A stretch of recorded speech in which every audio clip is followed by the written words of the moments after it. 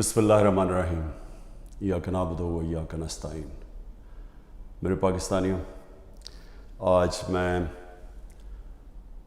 علی محمد کی رہائی پہ مجھے خوشی اس لیے ہے کہ ایک تو یہ ثابت ہو گیا کہ بے قصور تھا۔ اس کو تقریباً 80 دن علی محمد کو انہوں نے جیل میں رکھا۔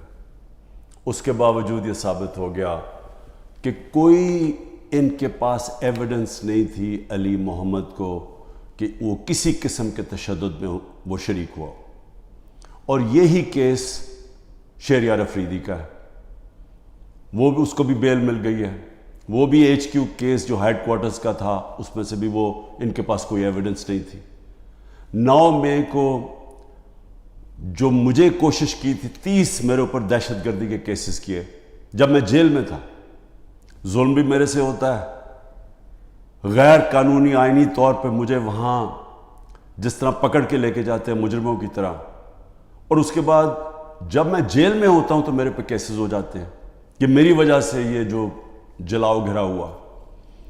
اور اس میں بھی مجھے میں سلام کرتا ہوں جج صاحب کو، کیونکہ مجھے پتہ ہے کس طرح کا پریشر ہے اس وقت ہماری عدلیہ کے اوپر۔ میں سلام کرتا ہوں اس لیے کہ آج کل کے زمانے میں حق اور سچ پہ کھڑا ہونا آسان نہیں ہے۔ ویگو ڈالا پہنچ جاتا ہے گھر، لوگوں کے گھروں کے اندر گھس جاتے ہیں، ان کو ذلیل کرتے ہیں، ان کی بزنسز بند کر دیتے ہیں۔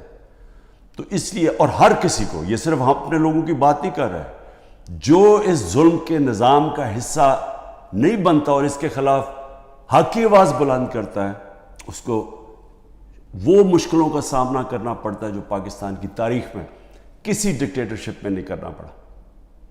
تو میں اس لیے جج صاحب کو بھی سلام کرتا ہوں، اور میں آج خاص طور پہ اپنے وہ لوگ جو سب کچھ برداشت کر چکے، علی محمد، والدہ بیمار، ان کو ڈائبٹیز ہے، اکیلے لڑکے، اس کے باوجود پوری کوشش کی انہوں نے اس کو توڑنے کی کہ کسی طرح وعدہ معاف گواہ بن جاؤ عمران خان کے خلاف۔ پھر اگر وہ نہیں بننا تو چلو پارٹی چھوڑ دو کہ ہم اب 9 مئی کی مذمت کرتے ہیں، ہم اپنی فوج سے پیار کرتے ہیں، اور ہم پی ٹی آئی چھوڑ رہے ہیں۔ تو سارے فوج سے پیار کرتے ہیں، سارے جو 9 مئی کو جو جلائی گئی تھی جگہ، ہم نے سب نے اس کی مذمت کی ہے، لیکن پی ٹی آئی چھوڑ دیتے ہیں۔ یہ کھڑے ہو گئے کہ ہم پی ٹی آئی نہیں چھوڑتے، اور ان کو بڑی بری حالات کے اندر رکھا گیا۔ شہریار افریدی، ان کے فیملی میں بھائی ان کے فوت ہوئے، ادھر نہیں جانے دیا، جیل میں رکھا، اور جس طرح اس کے اوپر توڑنے کی کوشش کی گئی، ان کی بیوی کو پکڑا، پھر ایک دفعہ اور پکڑنے کی کوشش کی، بیوی بچوں کے ساتھ تھی۔ تو میں ان کو خاص طور پہ سلام کرتا ہوں۔ اور اعجاز چودھری اس وقت وہ ڈائبٹیز کے پیشنٹ ہیں، 70 سال ان کی عمر ہے، ان کا وزن کم ہو چکا ہے، وہ بھی ٹوٹ نہیں رہے۔ میاں محمود رشید، ہارٹ کنڈیشن ہے، ان کو چیسٹ پینز ہوئی، ہسپتال گئے، اس کے باوجود وہ کھڑے ہیں۔ ڈاکٹر یاسمین کینسر کی سروائیور ہے، عمر ان کی تقریباً 75 سال ہے، وہ اس وقت کی وہ بیٹھی ہوئی ہیں، اور ان کو کیا عمران خان کے خلاف وعدہ معاف گواہ بن جاؤ کہ عمران خان نے کہا تھا جا کے جلا دو۔ جس طرح 3-4 بچوں کو پکڑا، انہوں نے ان کو کہا جی عمران خان نے کہا تھا کہ کور کمانڈر گھر بھی جلانا ہے، اور پھر وہ کوئی کاغذات ہیں وہ بھی جلانے ہیں۔ یعنی لوگوں کو یہ بالکل سمجھتے ہیں کہ بھیڑ بکریاں، کوئی عقل ہی نہیں ہے عوام میں کہ وہ عمران خان کہے گا جی کور کمانڈر کے گھر میں کوئی کاغذات پڑے ہیں جو جلوانے، اور ان سے یہ 164 کا بیان لیا۔ تو یہی کوشش کریں ڈاکٹر یاسمین سے، وہ بھی کھڑی ہوئی ہیں۔ لیکن جو میں سب سے زیادہ عمر چیمہ، جس طرح کا ان کے اوپر تشدد کیا گیا، ان کی بیوی گئی کورٹ ہیئرنگ کے اوپر، ان کو پکڑ کے جیل میں ڈال دیا، وہ بھی کینسر سروائیور ہے۔ یعنی عورتوں کے اوپر کون کرتا ہے، لیکن عورتوں کے اوپر میں خاص بات کرنا چاہتا ہوں۔ ڈاکٹر زرکا نے ایک رنگ باز ہے، جس کو میں پولیٹیشین بھی نہیں کہتا، جو جب ڈیفنس منسٹر تھا اور فورن منسٹر تھا دبئی سے تنخواہ لے رہا تھا. یہ کبھی سنا ہے کہ دبئی کی کمپنی سے ایک ملک کا فورن منسٹر اور ڈیفنس منسٹر تنخواہ لے؟ اور اس کے بعد وہ بچ بھی جاتا ہے, اس کو کچھ ہوتا بھی نہیں ہے. اور وہ کیونکہ طاقتور حلقوں میں اس کے دوستیاں تھیں, جب وہ الیکشن ہار رہا تھا 2018 میں تو ایک ٹیلی فون کیا, باجوہ صاحب مجھے بچا لو میں ہار رہا ہوں. اور باجوہ صاحب سپر کنگ نے کہا فکر نہ کرو تم جیت جاؤ گے, اور اگلے دن وہ جیت جاتا ہے. تو وہ جس طرح ہمیشہ عورتوں کے خلاف زبان استعمال کرتا ہے, اس نے پھر سے کی. ڈاکٹر زرکا نے, سینیٹر ڈاکٹر زرکا نے جواب دیا, ان کی 2 کلینکس وہ بند کر دی. یعنی اس سطح پہ کون کرتا ہے؟ ہماری ڈاکٹر سیما ایم پی اے کراچی کی, ان کے گھر پہنچ کے ان کی کلینک اس کو بند کر دیا. ہماری سمابیہ ایکس ایم پی, اس کے گھر کے اوپر پولیس پہنچ گئی. یعنی یہ کبھی ہوا ہے کیا؟ یہ کوئی دہشت گرد ہیں, یہ کوئی کسی انتشار میں ہیں, یہ انہوں نے کیا ہے؟ تو ایسے ہے کہ آپ تحریک انصاف کے آپ کوئی ممبر ہی ہو, سپورٹر ہی ہو, یہی کافی ہے. آپ کی بزنس بھی بند ہو جائے گی, آپ کو جیلوں میں بھی ڈال دیں گے, جھوٹے پرچے بھی ہو جائیں گے. یعنی صرف اب کوئی ضرورت نہیں ہے آپ کو کہ آپ نے کوئی جرم کرنا ہے. اس ملک میں اب جرم ہو گیا ہے تحریک انصاف کا ممبر ہونا, سپورٹر ہونا. کوئی اگر بزنس والا بھی کوئی سپورٹ کرتا ہے اس کے پیچھے بھی پڑ جاتے ہیں. آپ یہ سوچیں کہ شوکت خانم, اب شوکت خانم ساری قوم جانتی ہے کہ ملک کا سب سے بڑا خیراتی ادارہ ہے. ان کے ہر روز نوٹس آ جاتا ہے کہ جی فلانی ڈاکیومنٹ دکھائیں اور یہ ڈاکیومنٹ دکھائیں, جی وہ بتائیں کہ جناب کس نے ڈونیشنز دی تھی آپ کو. یعنی ایک یہ نہیں دیکھ رہے کہ اس سے نقصان کس کو ہو رہا ہے. کوئی فکر نہیں ہے کہ ملک کو کیا نقصان ہوگا. جو انہوں نے کیسز میرے اوپر اٹھائے ہوئے ہیں ذرا وہ سن لیں. سب سے جو قوم کے سامنے, کیونکہ الحق ہے, میرا ایمان ہے, ایمان ہی ہے, تو میں یہ سارے ایک طرف کھڑے ہو گئے ہیں, اسٹیبلشمنٹ ساتھ کھڑی ہو گئی ہے, اکیلا ان کا مقابلہ کر رہا ہوں. صرف توحید پہ, لا الہ الا اللہ پہ, ایمان اللہ پہ ہے.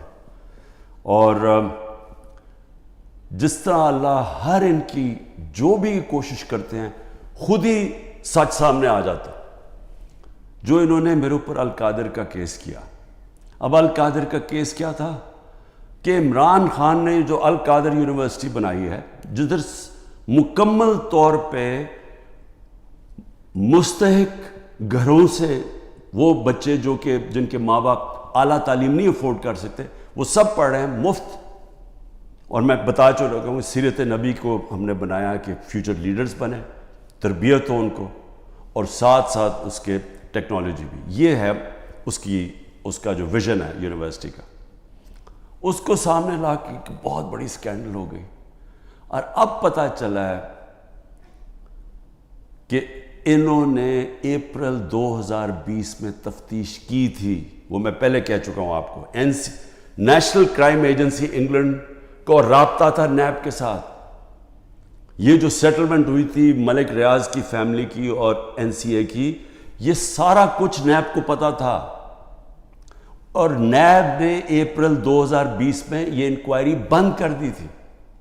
ایک دفعہ انکوائری بند ہو جائے وہ نہیں کھول سکتے آپ. اور انہوں نے جو سب سے بات جو چھپا لی, جس کے اوپر اصل بات ہونی چاہیے, کہ این سی اے نے ملک ریاض کا جو پیسہ تھا وہ فریز کیا کیوں؟ وہ منی لانڈرنگ کی وجہ سے نہیں کیا. وہ انہوں نے کہا کہ ایک ٹرانزیکشن ہوئی, اور یہ سنیں ذرا غور سے, کہ حسن نواز نے پراپرٹی بیچی ملک ریاض کے بیٹے کو, اور وہ جو پراپرٹی بیچی وہ 50 بلین پاؤنڈ کی بیچی. انہوں نے کیوں, نیشنل کرائم ایجنسی انگلینڈ نے کیوں اس کے اوپر ایکشن لیا, اور ایکشن کیا لیا؟ ان کے اکاؤنٹ فریز کر دیے. کیوں کیے؟ کیونکہ پراپرٹی کی قیمت آدھی تھی. انہوں نے دیکھا کہ اس کی قیمت آدھی تھی, یعنی وہ 25 بلین پاؤنڈ کے ارد گرد اس کی قیمت تھی, 50 بلین پاؤنڈ کیسے دے دیا اس پراپرٹی کو؟ نواز شریف تب پرائم منسٹر تھا، یہ 2000 جب ہوا، یہ 16-17 میں جب پرائم منسٹر تھا، تو پرائم منسٹر نے اس وقت اپنا زور لگا کے وہ دگنی قیمت کے اوپر پراپرٹی ملک ریاض کو بیچی۔ یہ پہلے تو یہ بتائیں پیسہ کدھر سے آیا؟ کدھر سے حسن نواز کے پاس اتنا پیسہ آیا؟ جب وہ ملک سے باہر بھاگے ان سے یہ سوال پوچھے گئے نا، کیونکہ بتا ہی نہیں سکتے، پیسہ چوری کا تھا، اور پھر وہ پراپرٹی دگنی قیمت پہ بیچ دیتے ہیں ملک ریاض کو۔ وہ کس لیے بیچی؟ اور وہ اصل کہانی وہ ہے آل قادر کی، اصل وہ اس کے اوپر بات نہیں کر رہا ہے۔ کوئی پوچھ نہیں رہا نواز شریف سے کہ بتائیں جی بیٹے نے یہ پراپرٹی، اور آپ کو کیوں اتنی مہنگی پراپرٹی خریدی ملک ریاض نے؟ اور یہ بھی ہو گیا کہ یہ سارا کچھ پتا تھا نیب کو۔ ان کا جو ڈپٹی وائس چیئرمین ہے اس وقت نیب کا، وہ اس کمیٹی میٹنگ میں بیٹھا ہوا تھا جب یہ کیس کلوز کیا گیا ہے۔ مجھے 3 گھنٹے انہوں نے بٹھایا، سوال کرتے ہوئے میرے سے پوچھا، جب ان کو سارے پتا تھا جواب، کیونکہ وہ ڈپٹی چیئرمین کو بھی پتا تھا، پروسیکیوٹر جنرل کو بھی پتا تھا۔ اس وقت جو ڈائریکٹر تھے نیب کے پنڈی میں، منگی صاحب، وہ بھی بیٹھے ہوئے تھے اس میٹنگ پہ، تو ان کے پاس تو منٹس پڑے ہوئے ہیں اس کے۔ تو پھر یہ کیوں میرے اوپر سارا کچھ کیا، اور یہ جو میرا وارنٹ نکالے اور مجھے اریسٹ کیا۔ اور دوسری یہ جو توشہ خانہ، یہ توشہ خانہ ایک عام کیس نہیں چل رہا، یہ ایسے ملٹری ٹرائل چل رہی ہے، یعنی کہ ایک فیئر ٹرائل کا مجھے موقع ہی نہیں دیا جا رہا۔ خیر وہ اس کے اوپر پھر سے میں سب جوڈے سے زیادہ بات نہیں کرتا، لیکن یہ میں کہوں گا کہ میرے سے وہ سوال پوچھے جا رہے ہیں جو آج پاکستان کی تاریخ، 70 سالہ تاریخ میں کبھی کسی سے، جن کو بھی کتنے گفٹس ملی ہیں توشہ خانہ میں، 70 سال سے ملتی ہیں گفٹس، کوئی نئی تو چیز نہیں ہے۔ کبھی کسی سے وہ سوال نہیں پوچھا کہ جی آپ کو جو توشہ خانہ کی گفٹ ملی تھی وہ آپ نے آگے بیچی کس کو، یا آپ نے گفٹ کس کو کی؟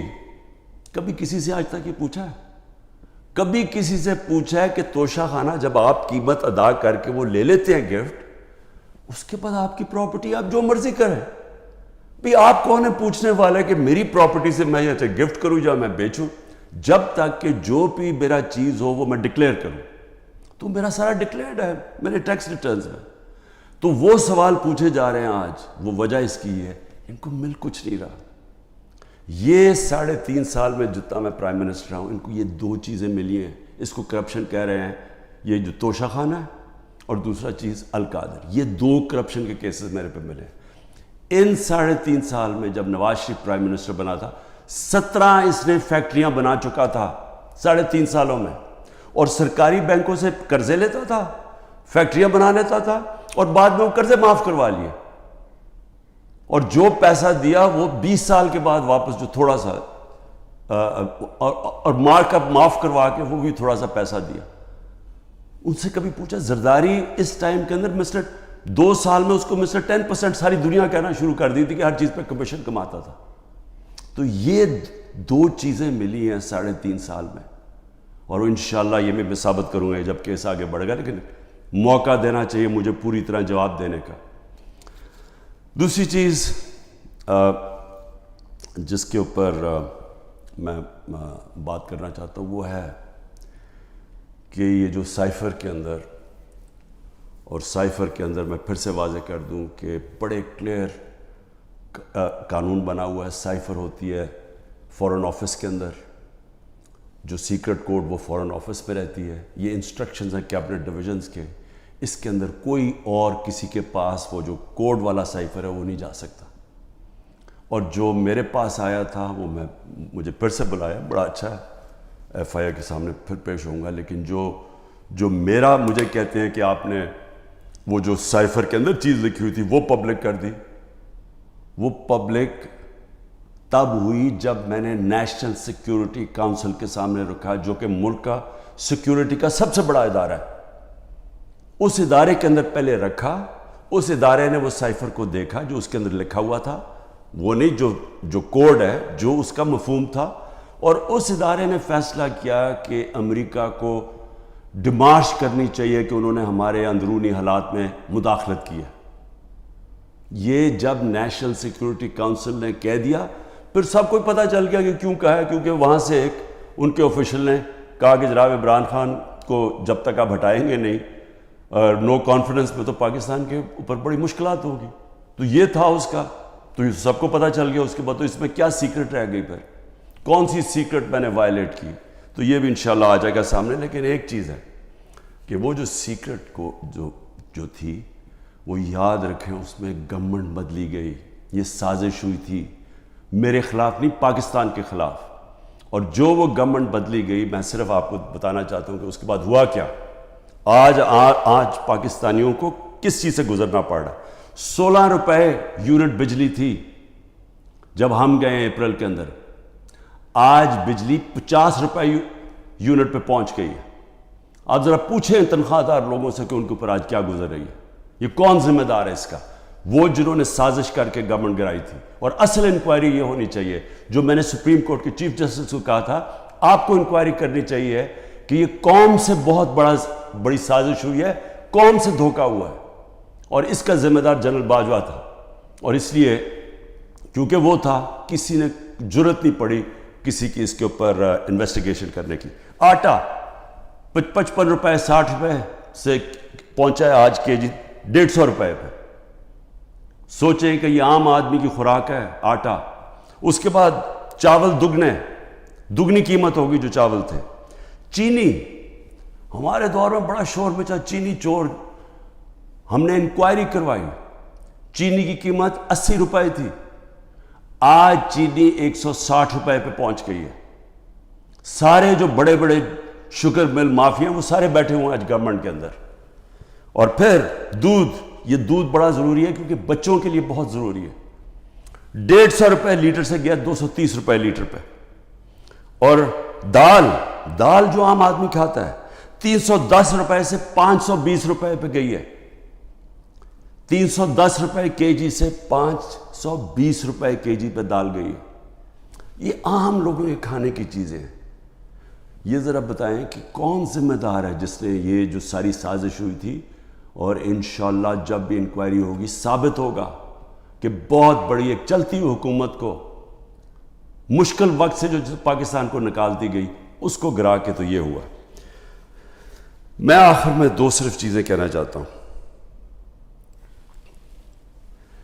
ایک تو میرا پیغام ہے، یہ جو پولیس والے، یہ جو نامعلوم افراد عام پلین کپڑوں کے اندر گھس جاتے ہیں لوگوں کے گھروں میں، سارا گھر توڑتے ہیں، چوری کر لیتے ہیں، جو تشدد کرتے ہیں لوگوں پہ، جو ظلم کرتے ہیں، ٹارچر کرتے ہیں لوگوں کو جیلوں کے اندر، جنہوں نے سوشل میڈیا کے بچوں کو صرف ٹویٹس کے اوپر اٹھا لیا اور ان کو تشدد کر کے واپس بھیجا، جو صحافیوں کے اوپر ظلم کر رہے ہیں. عمران ریاض جو ابھی تک غائب ہے، پتہ نہیں کہ کدھر وہ گیا ہوا ہے. عدالتوں بھی بے بس ہو گئی ہیں، عدالتوں کے پاس بھی وہ بھی ہاتھ کھڑے کر دیے کہ جی وہ پروڈیوس کرو. ایک صحافی صرف اس لیے، اس نے تو کوئی توڑ پھوڑ نہیں کی تھی، لیکن صرف اس لیے کہ وہ ظلم کے سامنے سچ بول رہا تھا اس کو اٹھا لیا. 4 پاکستان کے ٹاپ صحافی ملک سے باہر گئے ہوئے، ملک چھوڑ کے چلے گئے کیونکہ وہ سچ نہیں بول سکتے تھے. اور ان کے اوپر یہی قسم کا جو عمران کو پہلے اس کے اوپر تشدد کیا، پھر جو اب اس کو غائب کیا ہوا ہے، خوف پھیلایا ہوا ہے. باقی سارا میڈیا کنٹرول میں ہے. صرف وہ تب بول سکتے ہیں اگر عمران خان کی کوئی برائی ہو، پروپیگنڈا، وہ بول سکتے ہیں. وہ کوئی سچ نہیں بول سکتا آج. اور مجھے افسوس یہ ہے کہ ان میں سے جو ہم بڑے بڑے نام سمجھتے تھے کہ وہ صحاف کے لیے ان کی بڑی قربانیاں ہیں، وہ بھی آج گھٹنے ٹیک کے سامنے بیٹھے ہوئے ہیں. لیکن مجھے افسوس اور ہے ہیومن رائٹس آرگنائزیشنز پہ. مجھے افسوس ہے جو کہتی ہیں ہم عورتوں کے لیے NGOs بنے ہوئے ہیں، ہم عورتوں کے لیے حقوق کے لیے کھڑے ہیں. یہ واحد پارٹی ہے پاکستان کی تاریخ میں جس نے پہلی دفعہ خواتین کو پالیٹکس میں لے کے آئیں. انہوں نے شرکت کرنی شروع کی، جلسوں کے اندر عورتیں آئیں، فیملیز آئیں. یہ پہلی دفعہ ہوا ہے ہمارے ملک میں. یہ خوشائن چیز ہے کہ ملک کی جتنی بڑی پارٹیسپیشن ہوگی پالیٹکس کے اندر، اتنا بہتر وہ احتساب کریں گے حکمرانوں کا. جتنی زیادہ بڑی ٹرن آؤٹ ہوگی اس کا مطلب کہ عوام نظر رکھ رہے ہیں حکمرانوں کے اوپر. تو اصل تو ڈیموکریسی کا مطلب ہی یہ ہے کہ عوام احتساب کرتی ہے جو حکومت کرتے ہیں وہ دیکھتی ہیں ان کا. تو عوام تو آج پہلی دفعہ نکل رہی ہے, اس طرح ٹرن آؤٹ ہو رہا ہے, عورتیں نکل رہی ہیں, اور ان عورتوں کے اوپر جان کے یہ تشدد کیا جا رہا ہے باقی عورتوں کو ڈرانے کے لیے کہ وہ نہ گھروں سے نکلیں, کہ وہ چپ کر کے سہم کے بیٹھ جائیں. تو کدھر گئی ہیں ہیومن رائٹس جو عورتوں کو ریپرزینٹ کرتی تھیں؟ کدھر ہیں وہ عورتیں؟ کیوں نہیں بول رہی کہ جو ظلم ہو رہا ہے ان عورتوں کے اوپر؟ وہ بیچاری صنم اور طیبہ, وہ تو تحریک انصاف میں ان کا کوئی عہدہ نہیں ہے, ان کو جیلوں میں ڈالا ہوا ہے. وہ صنم کے خامد آیا, اس کو پکڑ کے لے گئے. اب ان کا گھر میں بچہ ہے, وہ کیا کرے گا؟ دونوں کو پکڑ کے لے گئے. عمر چیمہ اس کی بیوی, میں پھر سے کہتا ہوں وہ کینسر کی سفرر ہے, کینسر کی, اس کو پکڑ کے جیل میں ڈال دیا صرف اور صرف دہشت پھیلانے کے لیے کہ عورتیں گھروں سے نہ نکلیں. اور پھر سے کہ نہ یہاں بول رہی ہیں نہ باہر. بڑی فکر ہے افغانستان کی عورتوں کی, بہت فکر ہے. اور ہے ٹھیک ہے کہ اسکولوں میں سب سے زیادہ ملک کی بہتری ہوتی ہے جب عورتیں پڑھی لکھی ہوتی ہیں, اور پاکستان میں تو خاص طور پہ جب آپ کی آبادی تیزی سے بڑھ رہی ہو تو اس کو روکتا ہی ہے کہ پڑھی لکھی, جب آپ کی بچیاں پڑھی لکھی ہوتی ہیں, عورتیں پڑھی لکھی ہوتی ہیں. لیکن کیوں فکر نہیں ہے کہ یہ پاکستان کی عورتوں سے کیا ہو رہا ہے؟ تو ایک تو یہ ہے. میں آخر میں صرف یہ کہنا چاہتا تھا کہ جو مرضی آپ کر لیں, یہ آپ جو سب کچھ کر رہے ہیں, یہ جو سارا دہشت پھیلائی ہوئی ہے اور لوگوں کو جیلوں میں ڈالا ہوا ہے اور گھروں میں یہ توڑ پھوڑ کر رہے ہیں, یہ آج میرا دن یاد رکھ لیں, جب بھی الیکشن ہوگا آپ تحریک انصاف کو روک ہی نہیں سکتے. کیونکہ آپ لوگ اگر سہم بھی گئے نا, دلوں کے اندر ان کو جو فیصلے اور ذہنوں میں کر بیٹھے ہیں وہ اس سے نہیں پیچھے ہٹنے لگے. جب ایک آبادی ایک طرف آ کے کھڑی ہو جاتی ہے, قوم کھڑی ہو جاتی ہے, کوئی دنیا کی پاور اس کو روک نہیں سکتی. یہ صرف عارضی طور پہ آپ تھوڑی دیر لوگوں کو سہم جائیں گے, ڈر جائیں گے. میں چیلنج کرتا ہوں کہ جب بھی الیکشن ہوں گے آپ ڈیلے بھی کر دیں, ابھی ڈرے ہوئے ہیں کہ جی ابھی نہ کرو الیکشن, آپ اگلے مارچ کر دیں. میں آپ کو چیلنج کرتا ہوں کہ تحریک انصاف سویپ کرے گی الیکشن انشاءاللہ. مجھے جیل میں ڈال دیں, ڈسکوالیفائی کر دیں, جیتنا تحریک انصاف نے, کیونکہ قوم فیصلہ کر بیٹھی ہے. اور یہ جتنے آپ حربے استعمال کر رہے ہیں, آپ تحریک انصاف کا ووٹ بینک اور بڑھتا جا رہا ہے. لوگ بیوقوف تو نہیں ہیں, قوم تو دیکھ رہی ہے کیا ہو رہا ہے, اور قوم کے اندر غصہ ہے. ایک معاشی طور پہ ان کا قتل کر دیا ہے, ایک مہنگائی ان کو لے بیٹھی ہے, ایک 30 سال سے وہ شکلیں دیکھ رہی ہیں جو ملک کو لوٹ کے پیسہ باہر ان کا پڑا ہوا ہے, اور پھر ان کے اوپر خوف طاری کیا ہوا ہے کہ جناب ہم آپ مایوسی پھیلائی ہوئی ہے کہ تحریک انصاف جیت نہیں سکتی, عمران خان کے اوپر کانٹا مارا ہوا ہے. کانٹا صرف عوام کسی کے اوپر مارتی ہے, اور کوئی بھی انشاءاللہ جب بھی الیکشن ہوگا, کوئی بھی جب عوام کی رائے طے کر لیتی ہے, فیصلہ کر لیتی ہے عوام, آج تک دنیا کی تاریخ میں عوام کے خلاف کوئی نہیں جیتا. پاکستان زندہ باد.